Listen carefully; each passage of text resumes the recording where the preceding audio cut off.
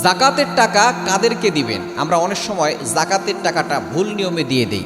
জাকাতের টাকা মসজিদে দেওয়া যাবে না, জাকাতের টাকা দিয়ে ব্রিজ বানানো যাবে না, জাকাতের টাকা দিয়ে আপনি বিশাল বড় মাদ্রাসা তৈরি করলেন, এই মাদ্রাসা দেখা যাচ্ছে বড়লোকরাও থাকে এবং গরিবরাও থাকে, এইভাবে মাদ্রাসা দিয়ে আপনি যদি জাকাতের টাকা দিয়ে আদায় করতে চান তাহলে কিন্তু আপনার জাকাত আদায় হবে না। এই জন্য জাকাত আপনি কাদেরকে দিবেন, কোথায় দিবেন সেটা আল্লাহ তাআলা কোরআনে বলে দিয়েছেন।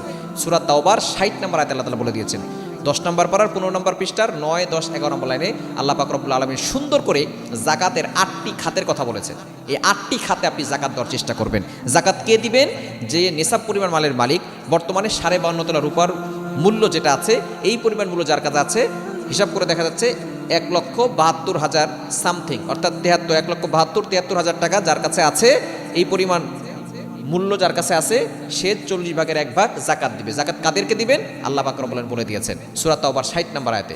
রব্বুল আলামিন বলেন, ইন্নামাস সাদাকাতু লিল ফুকারাই ওয়াল মাসাকিনি ওয়াল আমিলিনা আলাইহা ওয়াল মুআল্লাফাতি কুলুবুহুম ওয়া ফির রিকাবি ওয়াল গারিমিনা ওয়া ফি সাবিলিল্লাহি ওয়া ইবনিস সাবিল।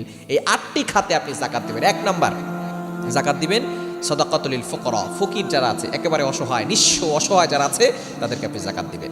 2 নাম্বার আল মাসাকিন, যারা মিসকিন, অর্থাৎ একেবারে ফকির না, যারা কারো কাছে ভিক্ষা করে না কিন্তু তাদের কাছে প্রয়োজনীয় খাবার নাই, তাদের কাছে টাকা পয়সা খুবই কম, একেবারে নিঃস্ব পরিমাণ মালের তো মালিকও না, তাদের কাছে টাকা পয়সাও নাই, এমন ব্যক্তিকে আপনি জাকাত দেবেন। একবারে মিসকিন যারা আছে, একেবারে অসহায় গরিব যারা আছে, এতিম যারা আছে, তাদেরকে আপনি জাকাত দিতে পারেন। 1 নাম্বার ফকির, 2 নাম্বার মিসকিন, একেবারে অসহায় যারা আছে, তাদেরকে আপনি জাকাত দিবেন। ওয়াল আমিলিনা আলাইহা, যারা জাকাতের টাকা কালেক্ট করে, অর্থাৎ যারা সংরক্ষণ করে, তাদেরকে আপনি জাকাতের টাকা দিতে পারেন। জাকাতের টাকা যারা কালেকশন করে, তাদেরকে আপনি জাকাতের টাকা দিতে পারেন। ওয়াল মুআল্লাফাতি কুলুবুহুম, দ্বীনের ব্যাপারে যদি কেউ আগ্রহ হয়, যেমন ধরেন কিছু কাফের আছে, তাদেরকে আপনি জাকাতের টাকা দিলে সে ইসলামের পথে আসবে, তাকে আপনি জাকাতের টাকা দিতে পারবেন। ওয়াল মুআল্লাফাতি কুলুবুহুম ওয়া ফির রিকাব, এরপরে অফির রিকাবি ওয়াল গারিমিন ওয়া ফি সাবিলিল্লাহি ওয়া ইবনিস সাবিল, আপনি দাস মুক্তির জন্য জাকাতের টাকা দিতে পারবেন। কোনো দাসকে মুক্তি করার জন্য, এখন তো দাসের প্রথা নাই, এই জন্য দাস মুক্তি করার জন্য আপনি জাকাতের টাকা দিতে পারবেন। ওয়াল গারিমিন ওয়া ফি সাবিলিল্লাহ, কোনো ব্যক্তি যদি ঋণ থাকে এবং তার কাছে অন্য কোনো টাকা পয়সা নেই, সে ঋণ হয়ে গেছে এবং সে একেবারে অসহায়ের ভিতরে আছে, আপনি তার ঋণটা পরিশোধ করে